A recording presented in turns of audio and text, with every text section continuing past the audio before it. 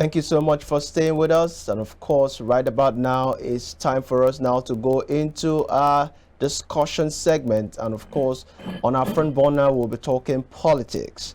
The National Chairman of the All Progressive Congress, APC, Abdullahi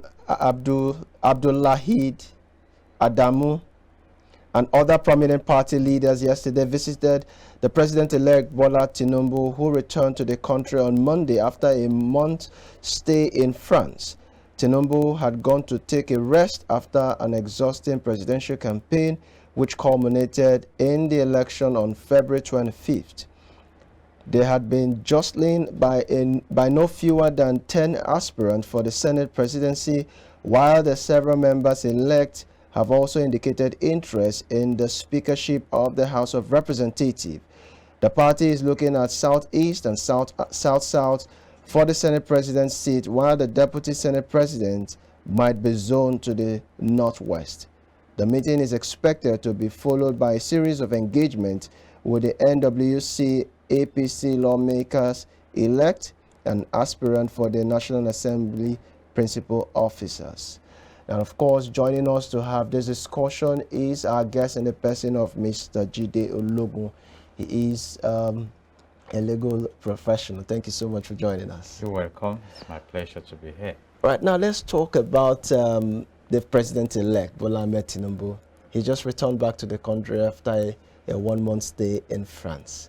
What's your view as regards that, first of all? Yeah, I listened to him, during his interaction with the journalists, and of course he stated that he's ready to take up the task of leading the country and hopefully onto a better experience for the citizens. And when the issue of his health was prompted, he asked them to look at him, and he looks healthy, and that those are rumors.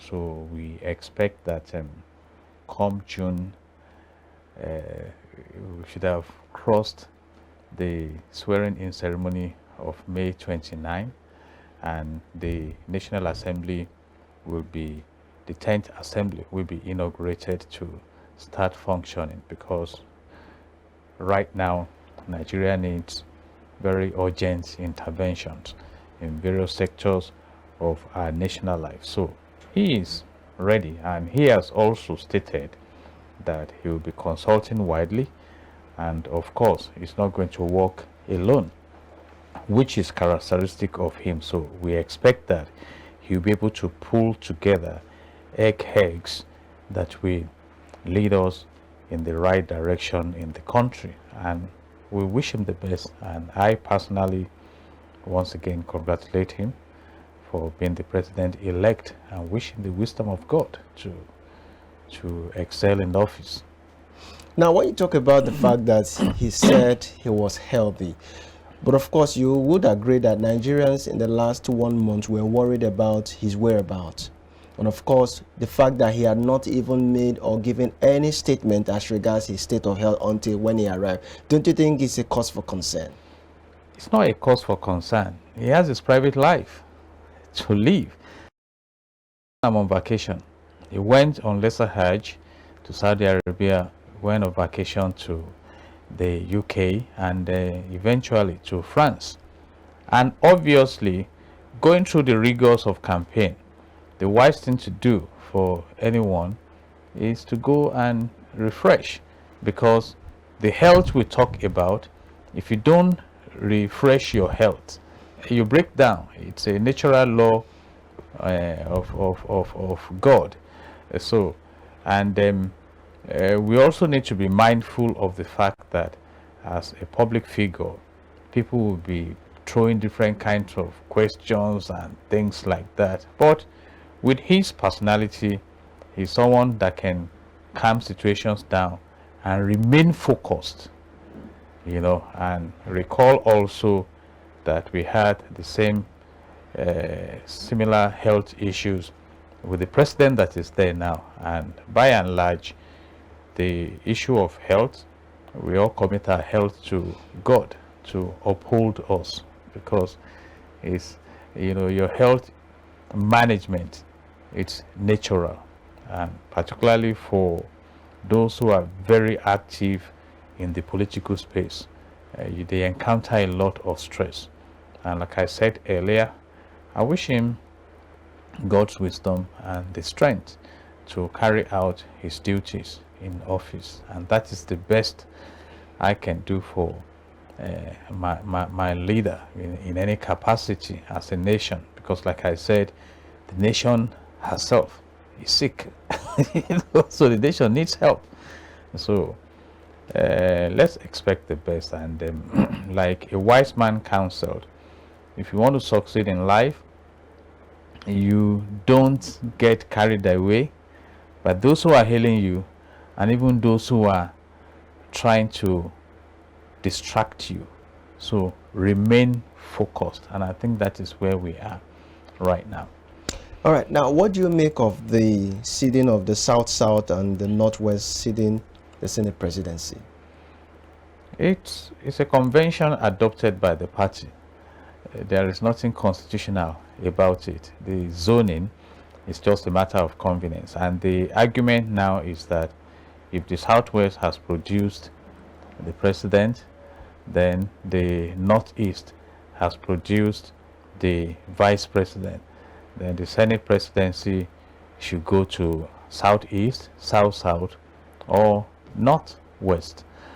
And of course the House of Reps is likely to go to the Northwest, and there are candidates that are jostling for this. We have Oji Uzo Kalu of Abia State, we have Dave Umahi of Ebonyi State, we have Barau Jibrin of Kano State, and we have Akpabio of Akwa Ibom State for the Senate, and Soli Sada of Katsina State is one of the contenders, even though he has not come out clearly on that for the House of Representatives speakership, and his robust profile is making many to point in his direction. And if you also consider the performance during the elections, Katsina State returned all the 3 senatorial candidates for APC, and I think about 9 of House of Reps membership. So, and for him, he has been in the National Assembly, I think, since 1992, as somebody who came in as an employee, and in 2006 he got elected. He has been in many committees there, currently in the Agriculture Committee, and he has been quite vibrant. And some of the things being considered is the experience, competence, and capacity. And I think in that light, many are looking in his direction. But the president-elect has promised that due consultation will be made, because it's very important when you look at the role, the constitutional role of the National Assembly. Section 4 of the Nigerian Constitution 1999 as amended says that the National Assembly shall make laws for the peace, order, and good governance of Nigeria. And it is expected that the National Assembly should be in synergy with the executive arm and the judicial arm of government, because we have 3 arms. And remarkably, the National Assembly is the singular, unique feature of democracy. You don't have that in a military regime. And why is it also important? We talk about making laws, ratifying treaties, carrying out oversight functions. The National Assembly can impeach the president that deserves to be impeached. Then they have other functions like monitoring the executive to carry out the functions mandated by the Constitution, and they can investigate, they confirm appointments into political offices, amongst others. And I think when you also consider that we have 109 senators. Sorry, I think at this point we need to just quickly go for this break, and when we come back, we'll take your comment on that. Please don't go nowhere.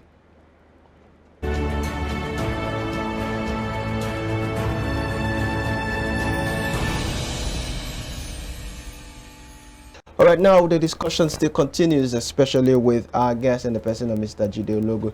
You were talking about the Senate presidency and, of course, why it is actually going to be zoned to this particular area. So what's your view on that? I said that it's very important that the National Assembly and the executive arm of government work in synergy. And of course, we have the judiciary also as the third arm of government.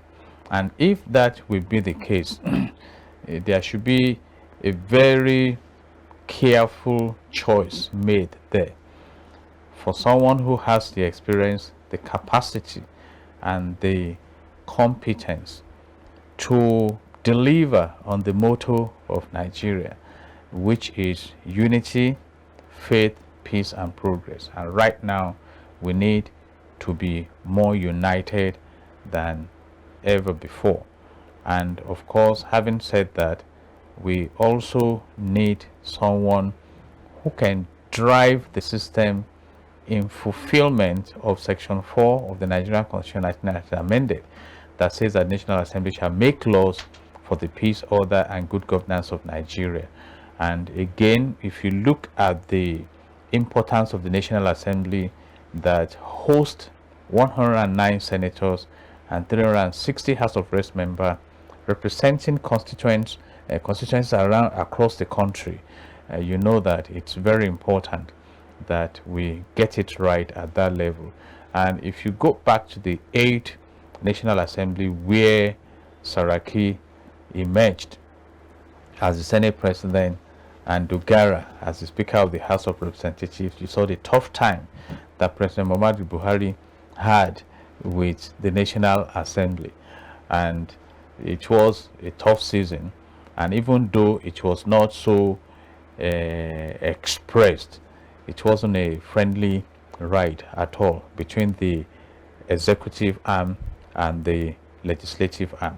And in the 9th assembly that is ongoing also, we almost have the reverse, where the president of Senate and was almost termed as a rubber stamp president, because he actually said that he will do everything to ensure that he flows along the line of the president. So by and large, I think the most important thing is to have a National Assembly that focuses on delivering to the citizens.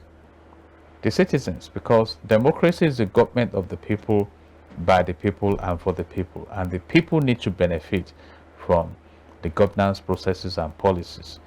So that is why it's crucial now who leads. And having said that also, there is this need for social, religious, and political balancing. And that is why the concept of zoning is coming in. And don't forget that we are still nursing the concept of Muslim ticket for the president and the vice president. So there are several issues being considered, but by and large, the APC has majority representation in the National Assembly. So they are expected to come together and produce leadership, and credible candidates are presenting themselves for those offices. But I just hope and pray that having done all, and by June, when the National Assembly, the 10th National Assembly is constituted and they start rolling, that there will be an improvement in the state of affairs in the country, that the citizens can really come out to say, now we are benefiting from democracy. Now, in your opinion, do you think all of these that you've just analyzed now will achieve the purpose of a geopolitical character that Nigerians are actually clamoring for? You see, the geopolitical character, in my opinion, it should be thrown to the background when we get it right at the economy level. I was discussing with the governor at the time, and I suggested to him that, Your Excellency, instead of emphasizing geopolitical zones, why don't we emphasize geo-economic zones in the country? If we have electricity constantly in the nation, if there is security in the land, you can choose to drive from Lagos to Maiduguri with peace of mind, you know, sleep in any of the states if the night catches up with you. And if there are job opportunities, if the investors come in here to invest, and we have good list of life for the people, who wants to be concerned about ethnicity or So should it region rather or- be meritocracy or It so? must be. If you read about the magic of Singapore, how Lee Kuan Yew translated Singapore from a third world country to a first world country, his main focus was on meritocracy. Those who can deliver, capacity, competence, experience, those who can deliver, those who understand the vision, where are we going? Because the vision is about your destination, your target destination, and your mission is how do you get there. And that's why you need strategy, and strategy is a long-term plan for success that you implement to achieve your goal. And when we talk about these goals, we talk about SMART goals, goals that are specific. For why shouldn't we have the steel rolling mill jump started again to, you know, bless the nation, provide jobs opportunities and revenue for us? Why can't we revive the refineries or even build more? You see, and you set goals that are specific, that are measurable, that are attainable, that are realistic, that are time bound, that okay, in the next 2 years